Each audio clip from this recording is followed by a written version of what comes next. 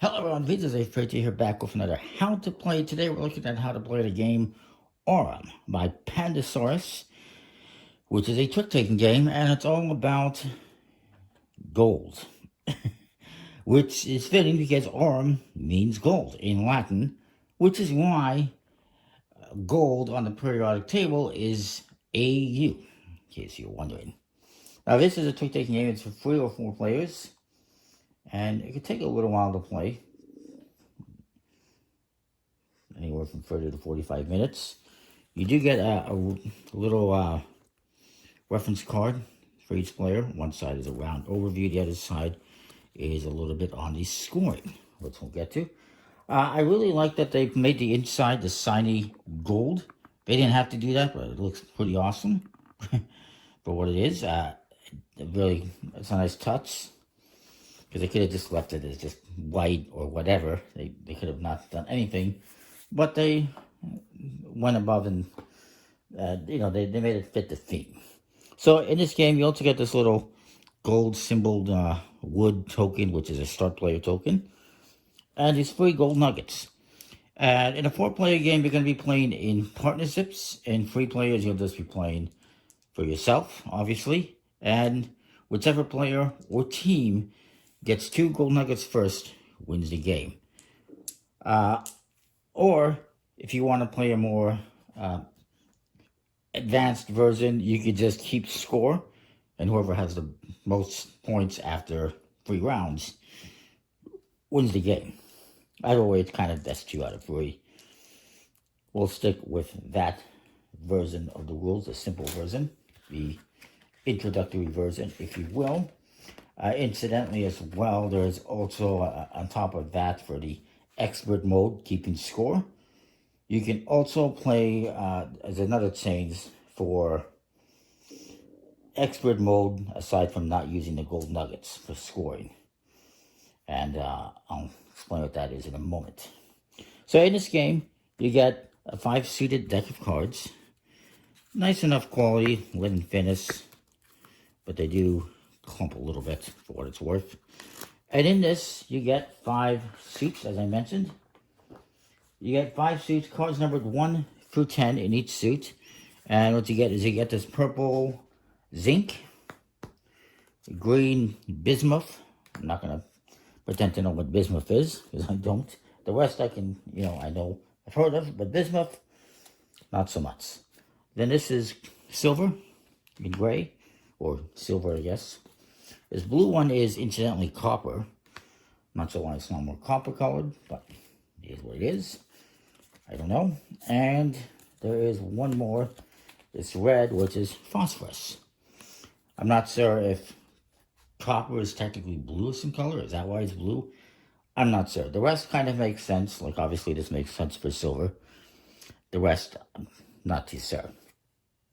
If you're playing 4 players, you're going to use the entirety of the deck. If you're playing with 3 players, you're going to take out all the blue copper cards, and you're also going to take out all the tans. You're just going to use 1 to 9 in 4 suits. But with 4 players, we'll use all 5 suits, all cards. You also get this suit of gold cards, and in this you get 4 zeros. All the cards are double-sided, by the way. They do not go into the rest of the deck. They're separate. And you also get, on top of the 4 zeros, 2 1s, 2 2s, 2 3s, and then a 4, 5, 6, 7, and 8. And each player is going to get a 0 card. If you want to do a more advanced version, the expert version, you just don't use the zeros. And if you're going to do 3 players, you will not use the 8. You'll just use the rest of the cards. But we'll do the basic version. So each player is going to get a 0 card. The gold is also the trump suit. So at any point in time, you can play this, and highest trump will win the trick.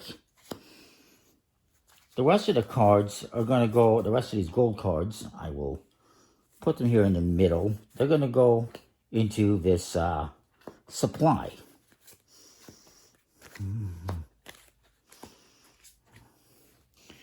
In the middle of the table, which we'll get to what that means, why it's here. Each player is going to get a hand of 12 cards dealt out to them. me do that quickly.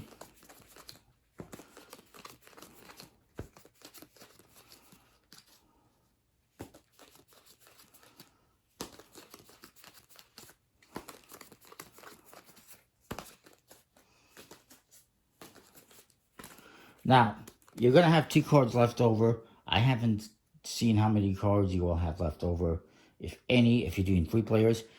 But these 2 cards, you're actually supposed to just put them here amongst the supply so that everyone can see what cards are not in play for the purposes of bidding. But to avoid confusion, I will just remove them off to the side. So each player is going to look at their hand of cards, and you're going to use one of these cards to make a bid on how many tricks you think you will win. So let's say I think I'm going to win. I would like to say 3, but since I don't have a 3, I can't say 3. You know what? I will say 4. And this guy's going to look at his hand. He's going to say, no, I think I'm going to win.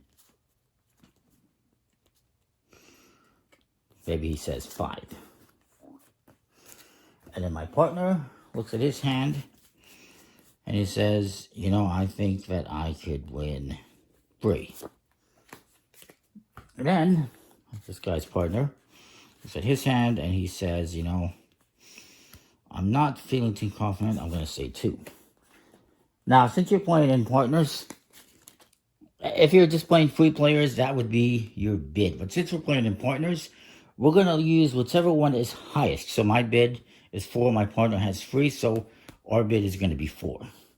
And I'll just put these underneath the gold so that we don't lose track of them. And for these guys, their bid is going to be 5 because that was their highest bid between them. And we'll just leave the other ones there. These stay out of your hand for the rest of the game. So whoever has a starter player token, we'll say it's me, gets to start. You will lead. You can lead by playing any card. Maybe I play the 10 silver. Now, this game, unlike most trick-taking games, is a must-not-follow, or may-not-follow. I guess it's not really may, it's must-not-follow. That means that everyone else has to play a different suit. And if you cannot play a different suit, that will end the round. Now, at any time, you can use a gold card as well, if you have one, but you do not have to. I should also say, while it is must-not-follow, that does not apply to gold. So if I play a gold and somebody else wants to play a gold, they may do so. But you cannot play 2 silver or 2 copper or what have you. So I'll play a 10. This guy says, you know what? I really want to win this trick. So they play a 10. If more than one person plays a card of the same value, we both play 10s. The second one played breaks the tie. The last one played breaks the tie. So then my partner looks at that and he says, you know what? I'm going to let them have that. He's going to play a small one, a 3 in green. And then this guy says, you know what? I'll play a 1 in silver. So now you're going to look to see who wins the trick. Again, we have 2 10s. So the last one played breaks the tie. So this guy wins the trick. But you're also going to see who played the lowest valued card. In this case, it was this silver here in 1. Why is that important? Because whoever plays the lowest card gets to claim that same number in gold. So he played a 1. That was the lowest card in the trick. He gets to claim a 1. And then this guy's going to collect all these cards here for his trick, for scoring. And he's going to lead the next trick. So maybe now he plays a 10 in purple. The zinc. And then my partner says, you know what? I think I will do the same thing now. And I'm going to play a 10 to beat you. And this guy says, okay, I will play a 3 in blue. Which is a copper. And then he comes to me and I'll play a 2 in red. If I can't win the trick or don't want to win the trick, I might as well try to acquire some gold. So again, I play the lowest card, so I'm going to get this 2 in gold, the same value. And my partner won the trick, so he's going to collect the cards. And he's going to lead the next one. So now maybe he plays a green 9. And this guy says, you know what? We need to win some tricks. But I don't want to use my 9, so I'm going to use my gold. He plays that 1 gold into the trick, and actually, it's more favorable for him to play the 0. Because it's probably not likely that I'm going to play the 2, potentially. So he'll play the 0. So I will just play, well, you know what, I'll play the blue 4, because I got lots of blues. So I might as well play the blue 4. Hopefully that's the lowest card in the trick. But it's not, because this guy plays a 3. So my partner, now this guy won the trick with the gold. So this gold card is just going to be gone, because it goes into the supply, I guess. I'm not entirely sure. I guess he just gets to keep it, because it's just a 0. It's not worth anything, so he can just keep it. Well, we'll say, I'm not 100% sure, but we'll say it just gets removed from the game. And he won the trick, so he's going to collect all the cards. His partner had the lowest card, so he gets this gold free. And this gold card that he won the trick with goes back into the supply. So whenever you win a trick with a gold, or whenever any gold is played into a trick, it goes back into the supply for reuse later on. And then he gets to lead the next trick. You know, maybe he plays purple 7. And you keep going around the table like this until somebody cannot play one of these base metal cards. Like, let's say if you get to a point where, you know,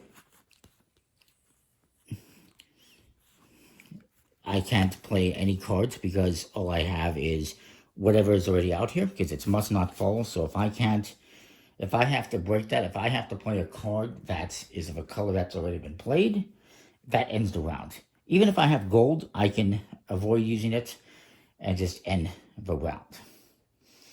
So once the round is done, you're going to score points. How does the scoring work? I will explain it. In fact, we can look at this. So bidding. So if you bid, let's say this guy, they bid 5, right?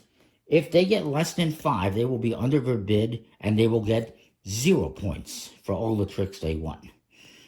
If you go over the bid, let's say, you know, I bid 4. Let's say we got 6. If that happens, we go over, we will just get whatever our bid value was. So if I get 6 tricks, I bid 4, I'm just going to get 4. If you get an exact bid, so if you win the exact number of tricks that you bid, then you double your bid value in points. So if I bid 4 and me and my partner won 4 between us, we would double that and we would get 8, which is the best. So if you go under the bid, if you miss your bid, you get 0. If you go over, you just get your bid. And if you get exactly your bid, you double your score. You double your bid. The gold cards are also worth points. So any cards you get that are 0, they're just 0. Any cards that you get between 1 and 3 are valued at 1 point each. Any that are between 4 and 6 are worth 2 points each. And any that are 7 or 8 are 3 points each. If you happen to get those, I imagine it's pretty difficult. Because for a 7 or 8 to be the lowest card in the trick, even a 6, that'd probably be pretty difficult. But you can intentionally do that if everyone else is playing high cards. You can play a high card, obviously, that's lower than everyone else and try to win it. Or if everyone just saves high cards for the end, that might happen as well. So you're going to add up all your points for what you bid and the gold cards that you have acquired in your supply.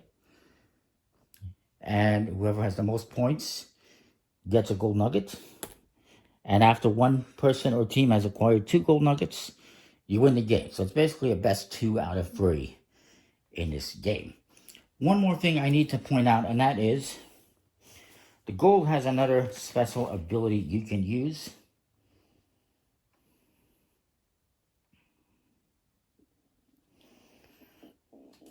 And that is, let's say I have this 5. Let's say I've acquired this 5. And we're playing cards. And this guy plays a 7. He leads. And I'm next. What I can do is, instead of playing this into a trick, I can use this to change my bid. So you can use a gold card at any time to change your bid. We have a bid of 4. Let's say we already won 4 tricks, or maybe we won 5. And in order to maximize our points, I'm going to use this, instead of collecting 2 points at the end for the 5, I will use this, return it to the supply, change my bid to 5, with a card. You have to have a card in your hand. And then you continue. So then I would, play another card. Maybe I'm going to win this trick. And you continue going around the table. So at any time, it has to be before any gold card gets played in a trick. If this guy led with a gold card, then I could not change my bid. But if nobody's played a gold card, I can use a gold card to change my bid. And you can do that at any time on your turn. So I think that's pretty cool.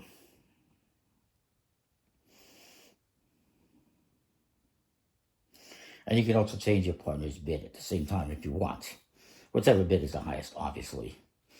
But yeah, you're exchanging the bid card, the gold card, with a card from your hand that matches the value. So if I didn't have a 5, I can't use the 5 to change my bid to a 5. I have to have a 5 to do it. Hopefully that makes sense. Again, the expert mode, you remove these, and you just count up your scores at the end of the round. Whoever has the most points at the end of 3 rounds wins the game, whether it's 3 players or 4 players. And you also would remove the zeros if you're playing the expert mode, and just use the rest of the gold cards. I think it's a pretty cool, pretty unique trick-taking game. Definitely don't have any quite like this one. And yeah, pretty nice quality components. I like the little plastic. Unfortunately, they're plastic gold nuggets. They're not really too gold, though. You'd think that they'd be a little bit shinier, a little bit more gold, but maybe this is somewhat realistic, I guess. I don't know. So that is that. Comment, like, subscribe. We'll see you next time. More. Thanks for watching. Actually, I apologize. Sid mentioned something else. At the end of a round, once everyone has played out the cards in their hand and you've scored up your points and you've taken the gold nugget, all the gold cards you have in your hand get returned to the supply, except for the zeros. Then, if you lost a 0, you'll get that back. So all these cards would go back to the supply for the gold cards. And then you would take all the cards, including the 2 you set aside at the beginning, and not including the gold cards, and you'll shuffle them back out and redeal the next hand. All right, just wanted to clarify that. I apologize for missing that. So that is that. That is Aurum. I like it. Pretty cool. Also, very nice UV ink box. See you next time.